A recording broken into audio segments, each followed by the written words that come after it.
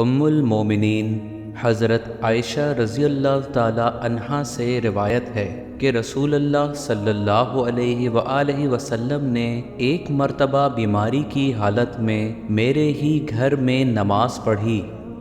آپ صلی اللہ علیہ وآلہ وسلم بیٹھ کر نماز پڑھ رہے تھے اور لوگ آپ صلی اللہ علیہ وآلہ وسلم کے پیچھے کھڑے ہو کر پڑھ رہے تھے۔ آپ صلی اللہ علیہ وآلہ وسلم نے ان کو بیٹھنے کا اشارہ کیا اور نماز سے فارغ ہونے کے بعد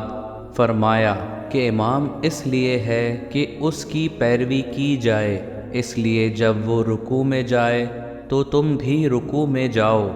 اور جب وہ سر اٹھائے تو تم بھی سر اٹھاؤ، اور جب وہ سمیع اللہ لمن حمدہ کہے تو تم ربنا ولک الحمد کہو، اور جب وہ بیٹھ کر نماز پڑھے تو تم بھی بیٹھ کر نماز پڑھو۔